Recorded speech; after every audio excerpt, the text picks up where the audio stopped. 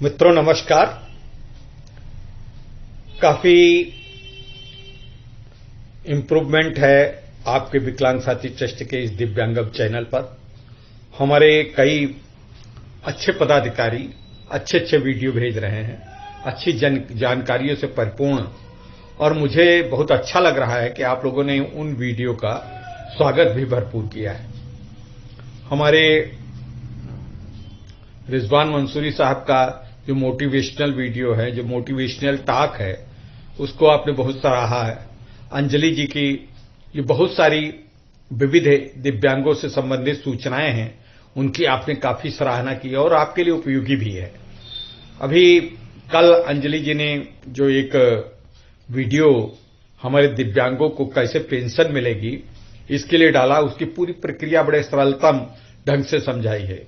इससे पहले आपको अन्य सूचनाएं भी दी हैं। आपका मेडिकल जो कार्ड है, यूडीआईडी कार्ड, उसके विषय में कैसे बनवाया जाए, किस तरीके से बनवाया जाए, उसके विषय में बताएं और भी आगे बताएंगी। अभी बहुत कुछ करने के लिए हमने जो कुछ किया है, आपको हो सकता है बहुत अच्छा लग रहा हो, लेकिन मैं अभी संतुष्ट नहीं हूं, और जिस दिन संतुष्ट हो जाऊंगा उस दिन तो हमारा कार्य ही बैठ जाएगा। हम इसको और इम्प्रूव करना चाहते हैं, और इम्प्रूव करना चाहते हैं, बहुत उपयोगी बनाना चाहते हैं अपने दिव्यांग साथियों के लिए। मित्रों, एक बात है कि हम जब कुछ करने चलते हैं तो कभी कभी बड़ा हमारे चेहरा, हमारा दिमाग, हमारा इस कदर उस जीवन शैली का अभ्यस्त हो जाता है कि हम हमेशा दुखी रहते हैं। चाहे जितना जो कुछ हो जाए, परेशान परेशान परेशान, मिस्टर परेशान बने रहना हमारी आदत हो जाती है। कारण क्या है, एक बार मैं बता रहा हूं, एक कहानी निकली मिस्टर नसीरुद्दीन शाह की। नसीरुद्दीन शाह से नाम न लीजिएगा, लेकिन नसीरुद्दीन शाह एक कश्मीरी सेब व्यापारी थे। सेब की बागान थी उनकी, सेब के एप्पल्स के बागान थी उनके पास। वो कभी खुश नहीं रहते थे। कभी उनके ओला वृष्टि हो गई, बारिश हो गई, कभी बारिश नहीं हुई, कभी उनके पेड़ों में कीड़े लग गए, कभी बहुत भरपूर फसल हुई तो इस बात से वो प्रसन्न नहीं रहते थे कि सबकी भरपूर फसल हो गई।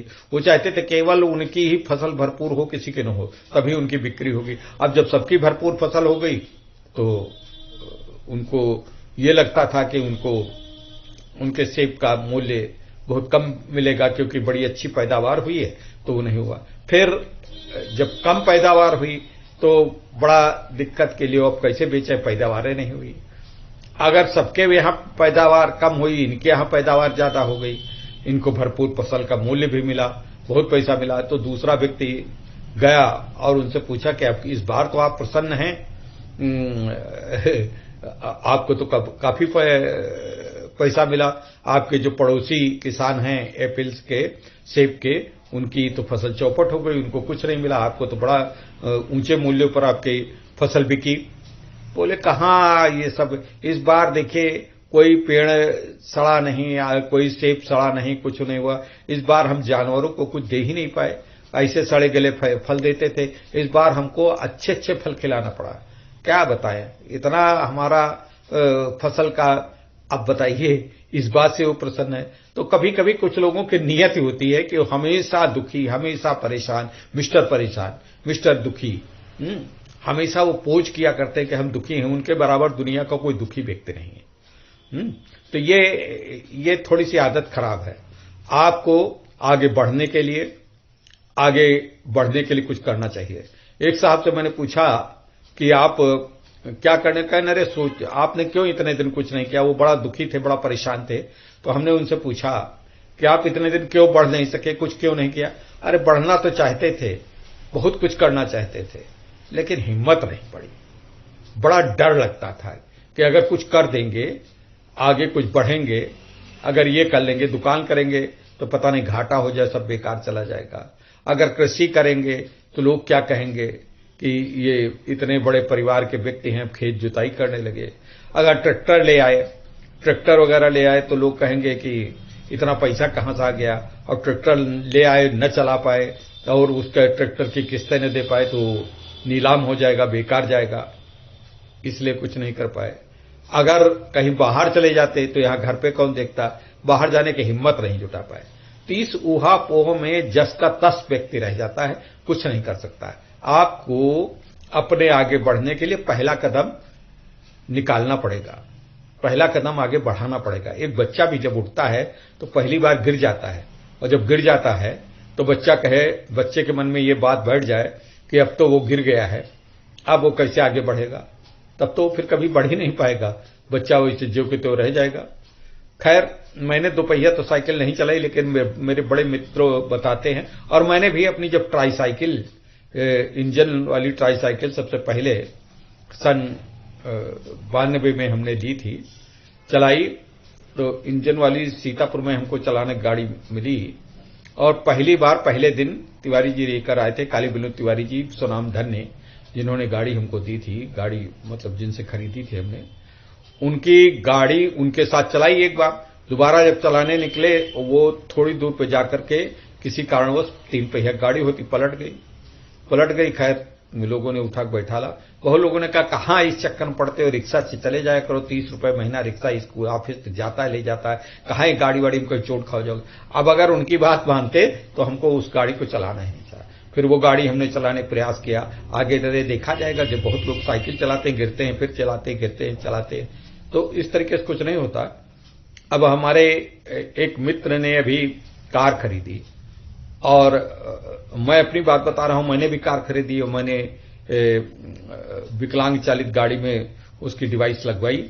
लेकिन मैं चूंकि कुछ आंखों से थोड़ा सा दिक्कत पड़ती है और ट्रैफिक, तो मैं हिम्मत नहीं कर पाया गाड़ी ने, और वो गाड़ी 2-4 बार 2 दिन में वो गाड़ी चलाने लगे। अब तो 2-2.5 हजार किलोमीटर चला चुके 1 महीने के अंदर।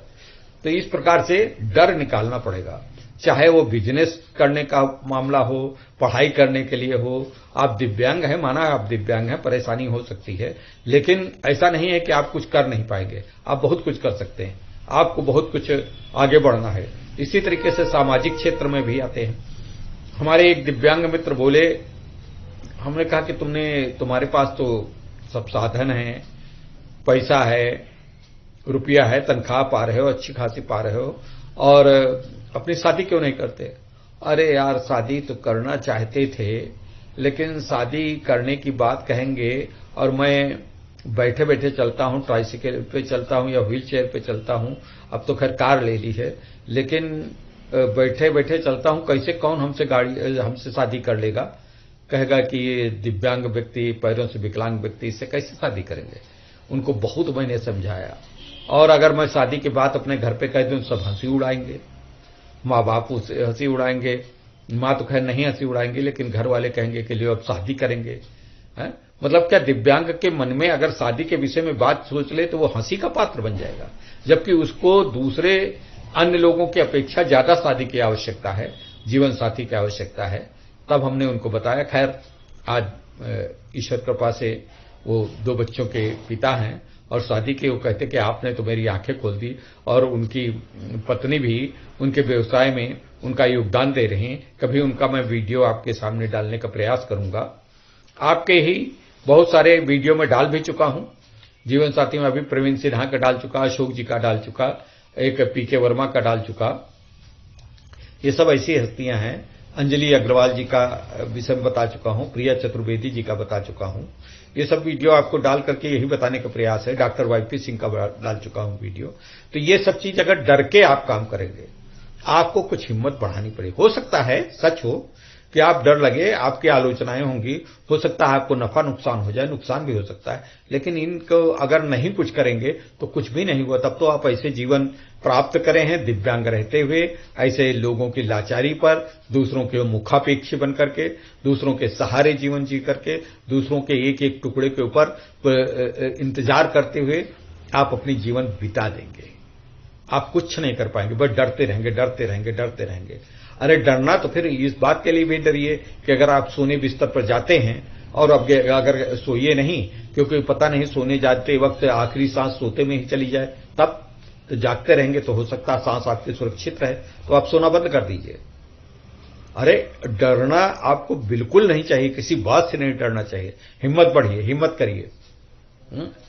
जो रिस्क लेते हैं वही आगे बढ़ने का ख्वाब देख सकते हैं, वही आगे। आपको सपने देखने का अधिकार है, आप भी अपने सपने देखें, अपने सपने सजाइए, अपने सपनों को मूर्त रूप दीजिए, सपनों को व्यवहारिक जामा पहनाइए। इतने दिव्यांग हस्तियां विश्व में हैं जिन्होंने बड़े बड़े नाम कमाए हैं। पद्मश्री, ये भारत में ही पद्मश्री डॉक्टर अरुणिमा सिन्हा का आप देख रहे हैं, उनके दोनों पैर कट गए थे, ट्रेन पे पड़ी थी, चूहे कतर गए थे।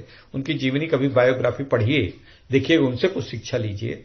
और बहुत सारे हैं, कई आपको उदाहरण दे सकते हैं। कभी एक वीडियो में ऐसी हस्तियों के ऊपर ही पूरा बनाऊंगा, उनके विषय में सब कुछ बताते हुए। तो इस तरीके के बहुत सारे हैं, लेकिन आप अगर इस दिव्यांगता को ये मान लेंगे कि अब हम दिव्यांग हो गए, हमारा जीवन बेकार है, हमको केवल पड़े रहना चाहिए, बस बैठ करके सुबह उठना चाहिए, कुल्ला मंजन करके चुपचाप बैठ करके लोगों की बातें सुनना चाहिए, न हंसना चाहिए, न बोलना चाहिए, और फिर शाम को एक दो तीन रोटी खा करके जानवरों की तरीके से आपको शाम को बस लेट जाना, सो जाना, फिर सवेरे उठना, फिर सोना, फिर सवेरे सोना। कुछ करिए मत, खाली बस सोते रहिए, जागते रहिए, खाते रहिए, सोते रहिए, जागते रहिए, खाते रहिए, न पढ़िए, न लिखिए, न कोई बात करिए, क्योंकि आप दिव्यांग हैं। दिव्यांगता को और बस से बदतर करने में आपकी यही भावनाएं आपको कमजोर बनाती हैं। आपको ये भावना बिल्कुल निकालनी होगी, बिल्कुल आगे बढ़ने के लिए तत्परता से बढ़ना होगा। आपको झंझावातों से लड़ने की दूसरों की अपेक्षा ईश्वर ने ज्यादा ऊर्जा दी, ज्यादा शक्ति दी, ज्यादा संकल्प शक्ति आपके पास है। कोई भी व्यक्ति, ऐसे सकलांग व्यक्ति बहुत सारे हैं, मेरी जानकारी में आए हैं, उनको मैं गाइड करता हूं, उनको बताता हूं। बड़े से कम मेरे जो मैं दिव्यांग अपने साथियों का जो सहयोग अगर कुछ कर सकता हूं तो ईश्वर की कृपा मानता हूं। मैं बड़े अपने को कृतज्ञ और अपना बड़ा गौरवान्वित, बहुत भगवान को धन्यवाद देता हूं कि आज मैं किसी दिव्यांग के काम आया। लेकिन दिव्यांग को छोड़िए, मैं बहुत सारे सैकड़ों, पचासों सकलांगों को मैंने रास्ता दिखाया है, उनका सहयोग किया है, वो हमसे परामर्श लेते हैं। मैं दिव्यांग हूं, मैं जानते हैं आपको, मैं बता चुका हूं। मैं कभी 1 किलोमीटर घिसट घिसट कर पैदल चलते हुए, घिसटते हुए स्कूल जाता था, और तब पढ़ने जाता था, फिर पढ़ के आता था। तब इसी तरीके से पढ़ाई वढ़ाई करके जो कुछ भी किया,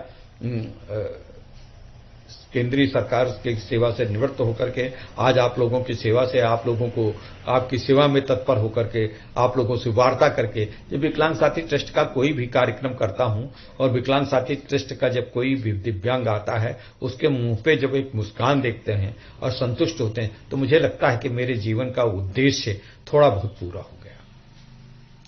पूरा न सही, पूरा होने की तरफ कदम बढ़ गया। मुझे आपकी मुस्कान से, आपके अंदर की संतुष्टि से, आप जब खुश होते हैं तो मुझे बहुत प्रसन्नता मिलती है। ये मैं सच कह रहा हूं, बहुत पक्की बात बता रहा हूं। ये मुझे कोई अपने ख्याति की, कोई प्रसिद्धि की, और ये मैं दिव्यांगम चैनल जो बनाता हूं, इस पे कोई मुझे इस पे धन कमाने की लालसा नहीं है। अगर धन आता है तो विकलांग साथी ट्रस्ट के लिए वो लगेगा धन, और वो अच्छा भी हो रहेगा, और लोगों की हम सहायता कर सकेंगे। क्योंकि धन सब कुछ नहीं है, लेकिन धन थोड़ा बहुत है, धन का महत्व है। ऊर्जा, धन एक साधन है हाँ, लेकिन धन सम्मान पूर्वक ही प्राप्त करना। धन अपनी मेहनत से, अपनी शक्ति से, अपनी सकारात्मक कार्य पद्धति से कमाने का प्रयास करना, यही धन हम संग्रह करना चाहते हैं विकलांग साथी ट्रस्ट से। मैं किसी के सामने याचक बन करके, दूसरों के सामने मैं विकलांगों का काम कर रहा हूं, दिव्यांगों के लिए आप पैसा दीजिए, ऐसा दीजिए, ये मैं करना बहुत ही खराब मानता हूं। तो मित्रों, आज की बात यहीं तक रही। अपने मन का डर निकालिए, आगे बढ़ने के लिए संकल्प लीजिए, आगे बढ़िए, एक कदम आप बढ़ाइए, रास्ता आपकी प्रतीक्षा कर रहा है, मंजिलें आपकी राह निहार रही हैं। जय हिंद, जय भारत, जय दिव्यांग।